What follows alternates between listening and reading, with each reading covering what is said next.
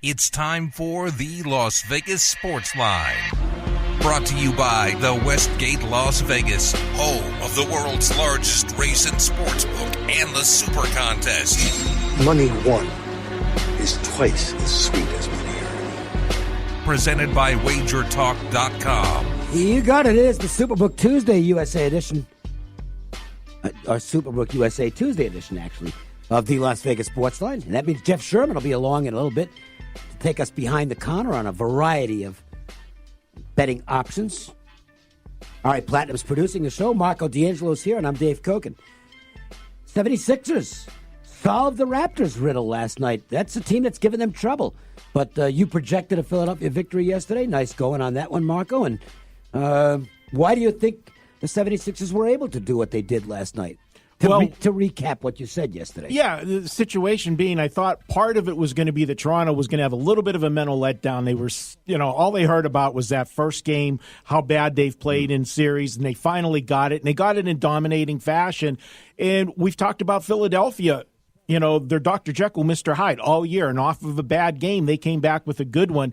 The key is going to be Game 3. I think the winner of Game 3 is going to be the team that goes on and wins this series, takes control. We'll see if Philadelphia can play two good games in a row. I still think Toronto's the better team of the two for the 7-game series, but last night was just one of those great situational spots, in my opinion. And if Jimmy Butler plays like he did last night, the 76ers are going to be tough to beat because Butler was at an exceptionally high level in last night's game. Meanwhile, maybe the Denver Nuggets are the number 2 seed in the West. Well, maybe number 3. Might put Houston ahead of them in terms of overall talent, but that was an impressive performance by the Nuggets last night. And Jokic was just outstanding in the paint for Denver. He did everything right last night. The Nuggets get a good victory at home, cooling off the Portland Trailblazers for at least one night. Yeah, and the difference going into last night's game, the big concern for me was how does Denver respond after that 7-game series? And they responded well. Going in matchup-wise to this series, Portland, they were a home underdog in Series 1, but they were facing Oklahoma City that was just overvalued beyond belief, in my opinion, and they were a team that doesn't play good defense, where in this series, Portland's going to face a team that can play defense, and that is the difference in this series, and I think that was a big confidence win for Denver last night. We'll see if Portland can, steal Game 2, and, that's your only goal. When you're the road team, just get one of those first 2, and everything's good for you. So we'll see how Portland comes back, see if they'll be zigging and zagging. We know that theory doesn't work, but I know when we talk later today, I know there's going to be a lot of people using the zigzag in one of the games tonight. It's certainly working in the series between the Blues and Stars. St. Louis wins Game 1. Dallas wins Game 2. St. Louis wins Game 3. The Stars never led last night. The Blues 1-0 and then 1-1, 2-0 or 2-1 and then 2-2, 3-2 and then 3-3. They get the 4th goal, and I'll tell you what, had there been another 30 seconds left in the game, Dallas might well have tied it up again. That was an exciting matchup last night in Dallas, and I would anticipate more of the same. I wouldn't be surprised. In fact, I expect Dallas to bounce back and get a win in Game 4. Yeah, that was a fun game to watch last night. I didn't expect as much scoring as we had in it, but it came late. It came there, but it is, and that's the problem whenever you play with one of those 5-goal totals. It's always tough to get there, but good game all around. And and I just still I love this kid for St. Louis. The story, if he takes them to the Stanley Cup Finals, think about it, Dave. What we could have here. Last year, you had a first-year franchise team go to the Stanley Cup Finals with the Vegas Golden Knights. And what kind of story would it be for the Blues to get to the finals with a goalie that wasn't even their goalie at the beginning of the season? A journeyman minor leaguer. And come in and just play out of his mind from the time he stepped on the ice. And the Blues had the worst record in the league in December. Yeah. Which, it's been quite a ride for them. The Astros, well, the Sunday night angle worked last night as they got shut out in Minnesota. A 1-0 win by the Twins, who continue to play really good ball and are now 17-9. Nice win for Minnesota at home. And the Astros, the bats just went quiet last night. Good pitching can shut down good hitting. And what did we say when we closed doing that preview yesterday? I said, if Minnesota wins this game, it's going to be Odorizzi pitches the game of the season for himself and outduels Verlander. Because once again, Verlander was just, the guy's incredible, and that's what you get, a 1-0 game. And the Giants come from behind happened a few times to the Dodgers this year where their bullpen has not gotten the job done. 2-0 into the seventh last night. Evan Longoria with the key bases-clearing double. 3 runs come across, and the Giants make it stand up. Always a big win for the Giants when they beat the rival Dodgers because, let's face it, that's about what all the Giants have to play for this year is winning the rivalry matchups. I think you're going to see them selling at the deadline. I wouldn't be surprised if Madison Bumgarner is pitching someplace else. But for one night, all was well in Giants country. Yeah, it's always that way with the Giants. No matter what the record is, they're always going to be up for the Dodgers. And as you said, not only this year, Dave, but the last couple years, unfortunately, for the Giants, that's about the only highlight of the season. My takeaway is, once again, even though he left the game losing, Samardzija pitched another. He pitched another good game again, and he has surprised me the way he's pitched thus far this season. Well, if you got good command and you're throwing strikes, you don't beat yourself, and he's been doing a pretty good job of that so far. We are going to save the Warriors and the Rockets and Warriors game 2 for our marquee matchup. We'll also save the Celtics and Bucks. They're playing tonight for when Jeff Sherman joins us. That means we're going with some baseball and NHL for today's edition of the MJ Christensen 4 at 4. 1, 2, 3 into the 4. Put them 4s up. Put the 4s up, I said. Do it right now. Tonight's action is just around the bend, and the guys want to get your night off to a great start. 4. It's the Las Vegas Sportsline's 4 at 4. Not 1, not 2, not 3, but 4. Unbelievable. And we started off with this looked like a tough series to handicap going in. And off the first 2 games, it's proven to be exactly that. I don't know, bet the overtime option. Bruins and Blue Jackets, game 3 tonight. Series even at 1 game apiece. Boston's been really good in this spot. Going on the road off a loss. I think at 4-0 so far. In coming off a loss in the playoffs. So, it's the Bruins' turn tonight. But this just looks like a real toss-up of a game between Boston and Columbus. Yeah, a couple things I'm looking at, Dave. One, obviously, Columbus 5-1 in the playoffs. Their only loss was the overtime loss. Now, I'm going to ask you, both teams had to play 2 games of overtime. But the fact that Boston played a 7-game series prior to the first 2 games of this series, and Columbus was rested because they had that sweep. Don't you think Columbus has a little fresher legs going in here? Boston's got to start to be feeling a little bit of it with these last 2 games. So I think that's a slight edge to Columbus. I think they're confident, right now after beating Tampa 4 straight and then go there and steal home ice advantage, getting the win on the road. I just like them.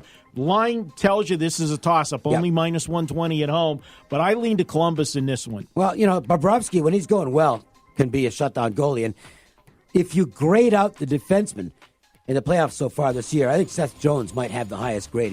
That's the son of Popeye, and he is playing some outstanding defense, just outstanding at both ends for the Blue Jackets. Jones finally getting maybe a little more attention. He's not been he was in Nashville and then Columbus, and no slam on those 2 cities, but they're not exactly the media centers of the world. And I don't think it's gotten recognized just how good he is. But now that he's getting a chance to shine on the playoff stage, Jones is establishing himself as one of the superstar defensemen in the league. And if you've got a guy playing at that level, he can carry you by himself. As a Bruins fan, I'm pretty worried about this game, to be honest with you. The other matchup is in Colorado, where the Sharks will play the Avalanche. Just reading some interesting stuff on Colorado. They're terrible in 1-goal games. Absolutely awful. A .290 winning percentage for the season.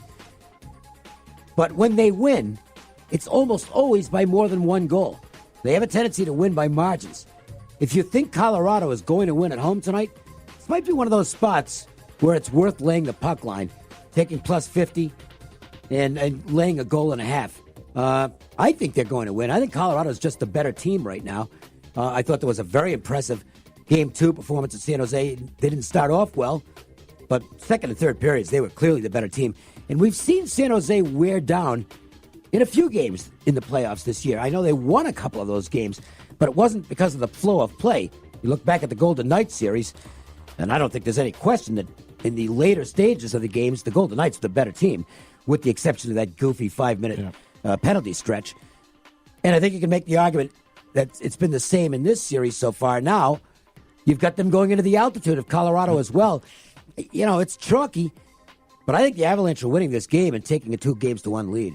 I agree with you, Dave, and you brought up the altitude. That's where I was going to go with this one. Again, you've got San Jose that played 7 games against the Knights, and it was a physical 7 games. It wasn't, it was. They didn't like each other, and there was a lot of pounding and checking in that series. And you had Colorado. They took out Calgary in 5 games, so another rested team going into the altitude. Again, I give the fresher legs to Colorado. And, Dave, if you look at the last 3 road games that San Jose has played, they gave up 5 and 6 runs in games 3 and 4.